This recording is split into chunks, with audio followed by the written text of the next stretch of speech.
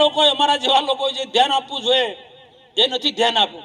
બીજાનું શું કામ વાંક કાઢ, પેલો મારો જ વાંક કાઢવો પડે ને ભગત સાહેબ, બરોબર છે ને?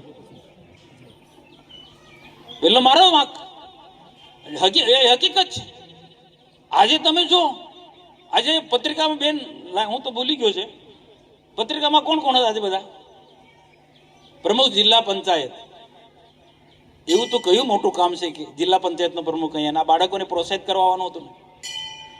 હું સમજ્યો છું, નાના વૈજ્ઞાનિક બાળકોને મળવા આવ્યો છું ને તમે જે મહેનત કરો છો એ તમને મદદરૂપ થવા, પ્રોત્સાહિત કરવા માટે આવ્યો છું. બીજા ધારાસભ્યશ્રી બંને હતા, ડેડિયાપાડા અને નાંદોદના, અને બાકીના જિલ્લા શિક્ષણ અધિકારી, માધ્યમિક જિલ્લા શિક્ષણ અધિકારી, પ્રાથમિક, તો એમના પ્રતિનિધિઓ નથી. બેન પણ ધારક તો કોકના પ્રતિનિધિને મોકલી દીધા હોત તો હું વાંધો, ચાલતું ને? અને બધા તમે આવ્યા છે, તમે હો, તમારે કોઈ આસિસ્ટન્ટ શિક્ષકને મોકલી દો તો બી ચાલતું ને? ચાલે, એમાં શું કઈ? આ જો સ્થિતિ રહેશે તો 2047માં દેશ વિકસિત થશે. નર્મદા જિલ્લો એટલો આગળ નહીં જોડાય. આમાંથી બહાર નીકળી એટલે કોઈ સ્ટ્રિક્ટ બનવું જ પડશે. મેં મારો કેટલો મોટો કાર્ય ના કહેવાય, પણ તમે બીજા બધાને ખ્યાલ આવે, જે લોકો નથી આવ્યા એમને ખ્યાલ આવે. આપણે ધારાસભ્ય ચૈતર વસાવા, સંતરાપુર ને બધા સોનગઢ ને બધા ક્યાં દક્ષિણ ગુજરાત, ઉત્તર બધા ખોંદી વડે ઘર હાચવો ને ભાઈ તમે. હું ડોક્ટર દેશમનો એટલા માટે એવું નહીં કે એક માટે બેન માટે પણ હું ધારાસભ્ય દર્શન આપ. તમે ડોક્ટર છો, તમને શિક્ષણનું મહત્વ ખ્યાલ છે. હે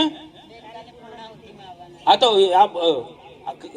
સાહેબ મને કીધું તું પૂર્ણાહુતિ આવત ને, કારણ કે આજે મારો પેલો કાર્યક્રમ ડ્રોપ કર્યો. ભરૂચના સાંસદ મનસુખભાઈ વસાવા દ્વારા રાજપીપળા ખાતે જિલ્લા કક્ષાના વિજ્ઞાન મેળાના એક કાર્યક્રમમાં હમણાં એવું નિવેદન એમણે કર્યું છે કે ચૈતર વસાવા પોતાના વિસ્તાર, પોતાનું ઘર સાચવતા નથી અને બાર ફરે છે. આજે કેમ એ હાજર નથી? એમણે અહીંયા હાજર હોવું જોઈતું હતું અને બધાને પ્રોત્સાહન પૂરું પાડવું હતું, તો એ હાજર નથી. એ ગંભીર બાબત છે, એવા એમણે મારા પર આક્ષેપ કર્યા હતા.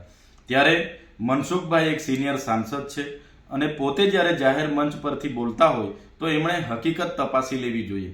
એમને ખબર હોવી જોઈએ કે જે મારો મત વિસ્તાર ડેડિયાપાડા, સાગબારા અને ચિકદા તાલુકાના આ જ વિજ્ઞાન મેળો જ્યારે નવરચના હાઈસ્કૂલમાં 11 નવેમ્બર 2025ના રોજ હતો, ત્યારે સાંસદશ્રીનું અને બધા જ પદાધિકારીઓના નામ હતા, છતાં એ લોકો ઉપસ્થિત નથી રહ્યા.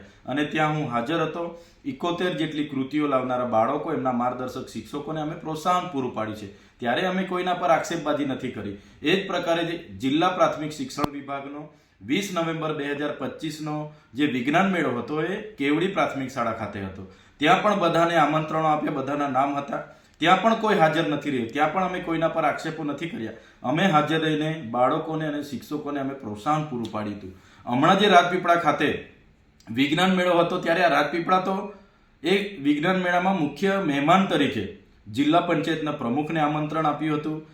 મુખ્ય અતિથિ તરીકે જસુભાઈ રાઠવાને આમંત્રણ હતું, દર્શનાબેન દેશમુખને પણ આમંત્રણ હતું અને બીજા અનેક પદાધિકારીઓને આમંત્રણ હતા. તમે હાજર હતા, પણ બીજા કોઈ પદાધિકારીઓ હાજર ન હતા. અને તમે મારા નામની દર કાર્યક્રમોમાં જે પ્રકારે તમે નિવેદનબાજી કરો છો, એ પ્રકારે નિવેદનબાજી કરો છો એ યોગ્ય નથી. મારા વિસ્તારમાં હું હાજર જ હતો. આ વિસ્તાર એ જસુભાઈ રાઠવા અને દર્શનાબેન દેશમુખનો છે. એમણે ગંભીરતા લઈને અહીંયા હાજરી આપવી જોઈતી હતી.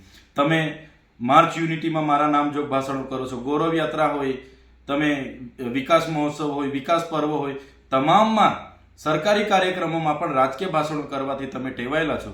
પણ જ્યાં પણ ભાષણ કરો ત્યાં ખરેખરની હકીકત અને વાસ્તવિકતા ચકાસીને કરો, જેથી કરીને ગુજરાતની જનતા તમારા નિવેદનથી ગેરમાર્ગે ના દોરાય. એવી મારી આપને સલાહ પણ છે ને વિનંતી પણ છે.